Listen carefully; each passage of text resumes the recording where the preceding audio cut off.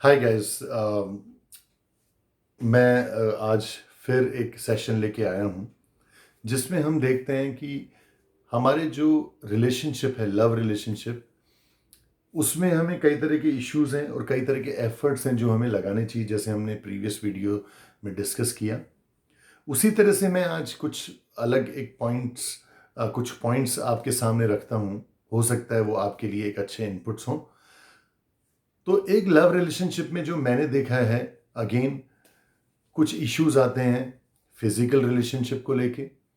कई बार हम देखते हैं कि कई बार फीमेल्स में ये होता है कि दैट जो पर्सन है, जो लड़का है, he is always after physical relationship, and वो करके और just get rid of that thing, कि अब उसका रिलेशनशिप में इतना ध्यान नहीं है। बिकॉज ये एक जनरल सोच है लड़कियों की, कि जनरली क्या होता है कि लड़कों को फिजिकल रिलेशनशिप एक दो बार तीन बार हुआ और उसके बाद में फिर वो उनका इंटरेस्ट खत्म हो जाता है, ऐसा लगता है लड़कियों को। तो इसमें मैं कहता हूं कि लड़कों की भी गलती है। मैं नहीं कहता कि सारे लड़के ही ऐसे होते हैं, लेकिन मैं कहता हूं कि जिस लड़के में ये फीलिंग नहीं होती कि उसका रिलेशनशिप में ध्यान कम हो गया, कई बार दोनों तरफ से इस तरह के इशू होते हैं कि गर्ल्स आफ्टर रिलेशनशिप इस तरह के जो फिजिकल रिलेशनशिप के बाद में ज़्यादा जज करने लग जाती हैं कि शायद लड़का अब इंटरेस्ट खोएगा। और जब देखिए हमारे मन में ये नेगेटिविटी होती है, तो हमें हर तरफ वही दिखता है। कभी आपने नोटिस किया कि आपको ब्लू कलर की टू व्हीलर या ब्लू कलर की कार खरीदनी है, तो हम सोचते हैं कि अब हमें ये ब्लू कलर की गाड़ियां बहुत आ गई मार्केट में, क्या हो गया। ऐसा नहीं होता। गाड़ियां उतनी ही होती है, लेकिन हमारा अब ध्यान उस तरफ जाने लग जाता है कि ब्लू कलर की गाड़ियों की तरफ, क्योंकि वो हम बहुत स्पेसिफिक हो जाते हैं। उसी तरह से मैं आपको ये बताना चाहता हूं कि जब आप, चाहे लड़के ने कुछ बोला हो उस टाइम पे, पहले टाइम पे जो फिजिकल रिलेशनशिप बहुत ज़्यादा हो गए, उसके बाद में, उसके पहले, तब हमने उतना ध्यान नहीं दिया उन उन उन बातों पे। लेकिन अब उन बातों के मायने चेंज हो गए हैं, क्योंकि हमारी स्पेसिफिक सोच वहां तक जाने लग गई है कि शायद अब ये रिलेशनशिप में उतना इंटरेस्ट नहीं रखेगा।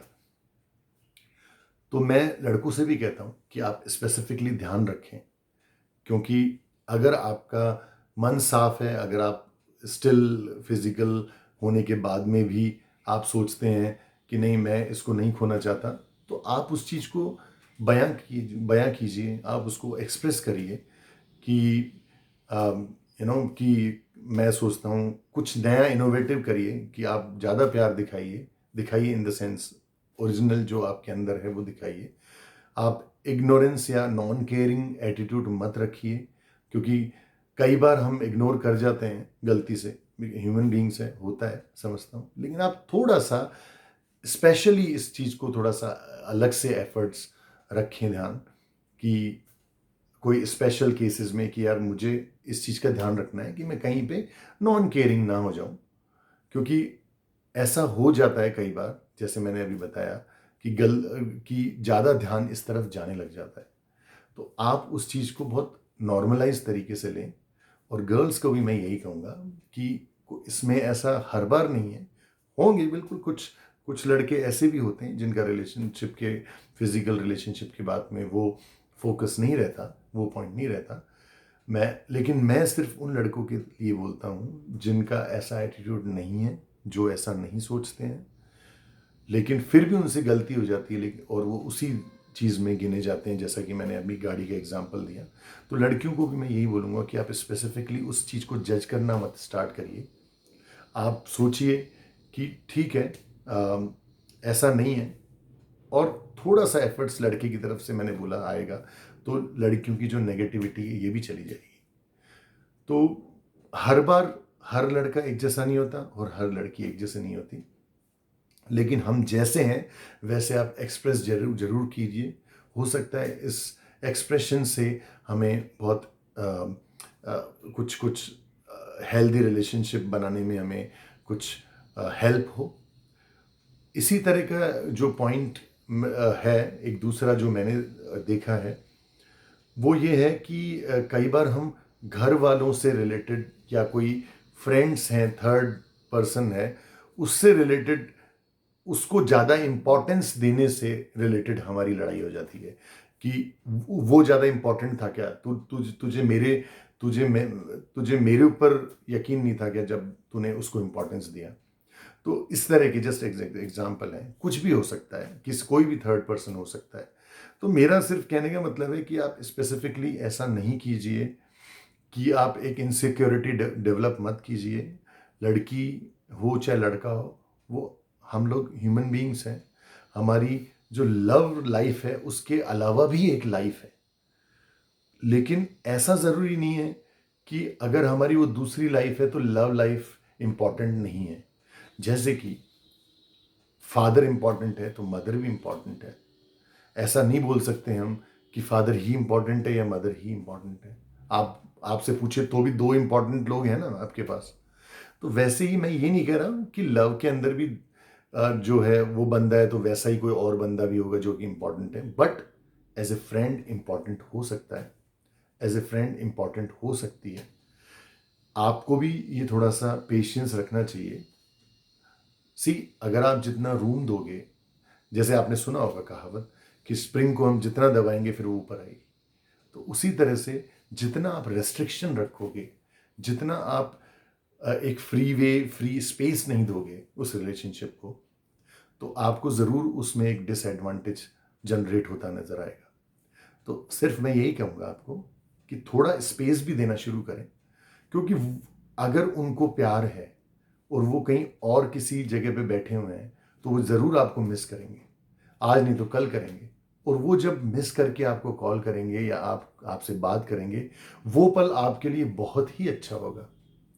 इसलिए मैं कहता हूँ कि आप थोड़ा पेशेंस रखना शुरू करिए, थोड़ा सा कमांड ना करके, लव को आप कमांडिंग की तरह ना लेके एक अच्छे हेल्दी रिलेशनशिप की तरह लें, एक अच्छी डिज़ायर और नीड की तरह लें कि जो इंसान की लव एज नीड होती है।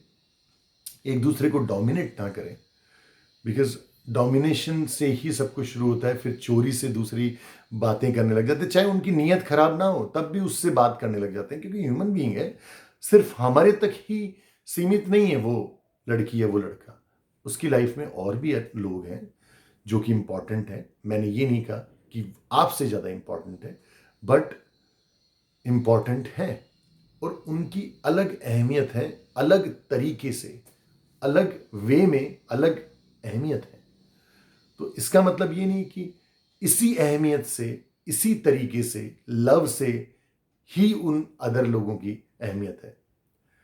उनकी अलग तरह की अहमियत है, वो उनको स्पेस मिलना चाहिए, हमें डोमिनेट कभी नहीं करना चाहिए। और हमें सोचना चाहिए कि जब हम दोनों के लिए इम्पॉर्टेंट हैं और हम कहीं जाके आते हैं कई बार, तो हम मिस करते हैं अपने बंदों को या अपनी बंदी को, तो अपने लोगों को मिस करते हैं कई बार, तो अपनी अपनी अपनी किसी लवर को मिस करते हैं, अपनी सिस्टर को, अपनी मदर को मिस करते हैं। तो इसका मतलब ये नहीं है कि ये सब लोग अलग अलग अहमियत है, आप देखिए इनमें अलग अलग सबकी अहमियत है, सबकी अपनी अपनी इम्पोर्टेंस है। उसी तरह से समझिए कि एक इंसान की लाइफ में बहुत सारे जो रिलेशनशिप्स होते हैं जो कि इम्पॉर्टेंट होते हैं, और इसे हमें समझना चाहिए दूसरे के आस्पेक्ट से, प्रोस्पेक्ट से, और उन्हें उस हिसाब से रूम देना चाहिए। आज के लिए इतना ही।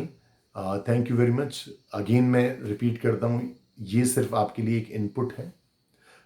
हो सकता है ये आपके काम का ना हो सकता है कोई दूसरे व्यूअर्स हो, दूसरे फ्रेंड्स हो, उनके लिए एक बहुत ही अच्छा इनपुट रहे। तो आप इस इनपुट को हो सकता है आपके किसी काम आ जाए, और दैट यही मेरी एक कोशिश रहेगी।